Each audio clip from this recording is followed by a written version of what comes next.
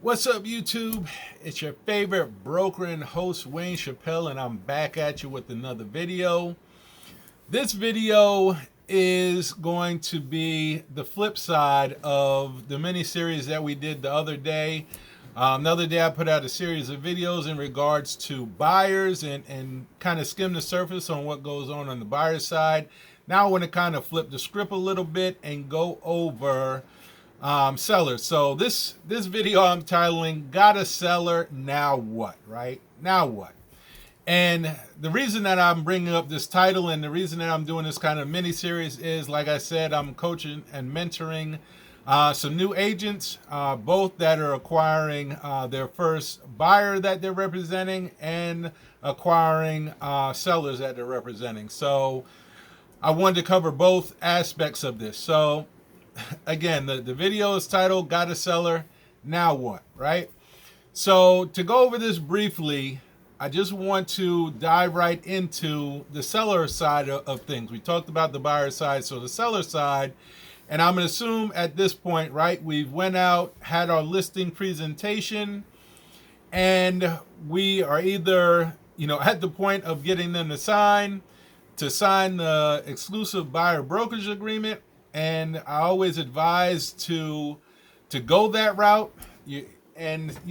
Depending on what your broker. Now, this goes back to your broker, because remember, you're an agent of your broker, being a real estate agent. So unless you're a broker yourself and you own your own firm, you're either associate broker or you're an agent working for a broker. So you always want to go with whatever policies and procedures that your broker has in place. But I would always advise to have an exclusive listing agreement with that seller. You don't want to get into any other kind of agency agreement other than an exclusive listing agreement in this day and age, because you want to pretty much solidify that you're going to get paid for all your hard work and effort and marketing that you're going to put into this property to get it sold. So I'm assuming that we're going to pick up from that point, right? So you've done your listing presentation, you've wowed your seller, and they are ready to sign on the dotted line, and you're ready to go out there, put your sign in the yard,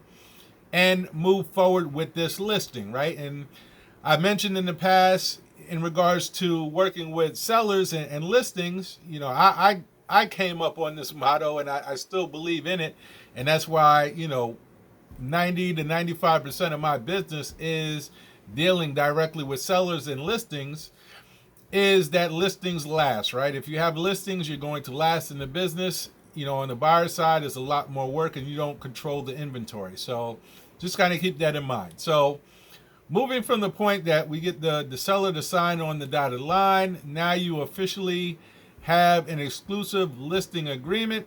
What are you going to do from this point, right? It's like, whoa, okay, I got my first seller. What am I going to do? I have to, I impressed them with my presentation. Now I got to follow through on all these promises that I made to win this listing, right?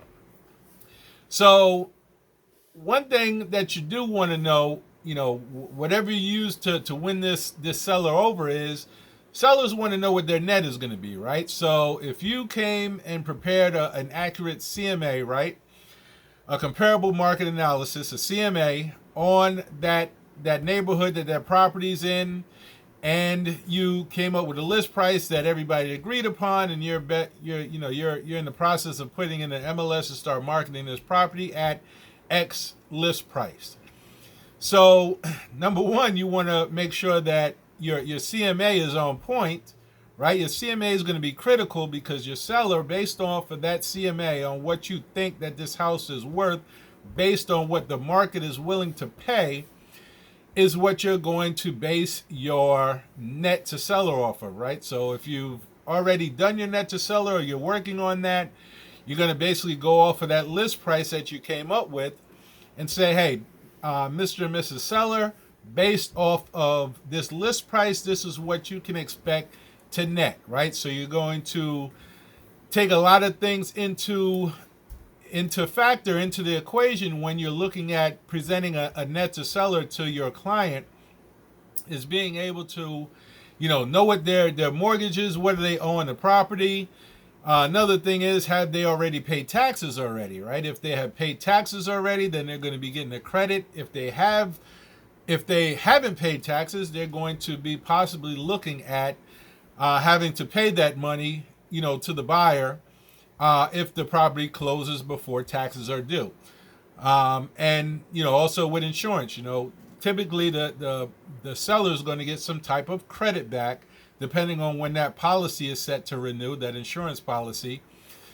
So you got to look at all these different factors: the mortgage amount, whatever, if it's a first mortgage, second mortgage, if they got a home equity line of credit, anything that's a lien, mortgage lien or whatever on the property. You got to calculate all these factors together, along with the taxes, HOAs, if they have any penalties or any HOA violations that need to be addressed, any assessments, local government assessments that could be in play.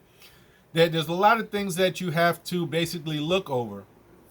And another thing going into this, now that you've got the listing, right? You won the seller over. You went over your CMA. You got your yard sign out in the car. You're about to start hammering that thing down in the front yard and start marketing the property. You're going into however your office is set up. You may have to do all these inputs yourself in the MLS. You may have a coordinator or office manager or a virtual assistant, somebody assisting you with this, but you're going to have to get the MLS stuff done.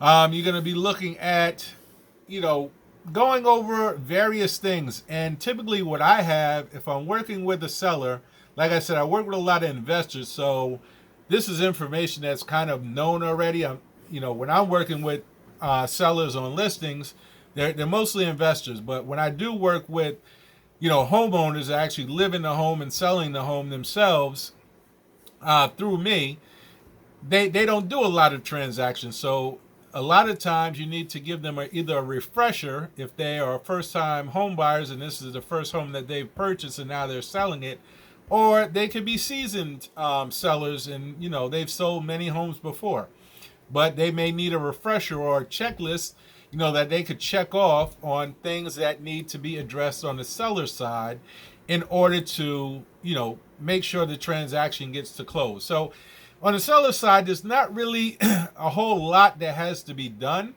I mean, there is a lot of things that are going on, behind the scenes, but for the seller, their main responsibility is conveying title to the buyer and making sure that property is ready to be transferred when the closing comes. But on the buyer side, there's a lot more things that are going on. So I just want to kind of briefly go over this. I'm not going to go into too much detail with this. The folks that I'm actually mentoring and coaching, I set them up with a plan, and we went over a step-by-step. We have checklists. We have everything in play to make them successful so they can get to their first closing and close successfully representing sellers, because that's my bread and butter. That's what I do. So I'm very comfortable in that realm and very comfortable assisting and leading others in that realm as well. So just wanted to briefly go over that. Not going to go into too much detail. Hopefully you guys are going to find some value in this little mini series that I'm doing. I have a couple more videos that come up that relate to the seller here shortly. I'm going to try to knock these out today. And with that being said, I need you guys to comment and provide your feedback below. Like I said, I'm still building out this channel, and I'm looking for your feedback so that I can make material and provide value, something that you guys are gonna something that'll be worth watching, that you guys would be sticking around to the channel to hear on. So let me get your comments and feedback below. But with that being said, go out there and have a blessed day, and I'll see you guys on the next video.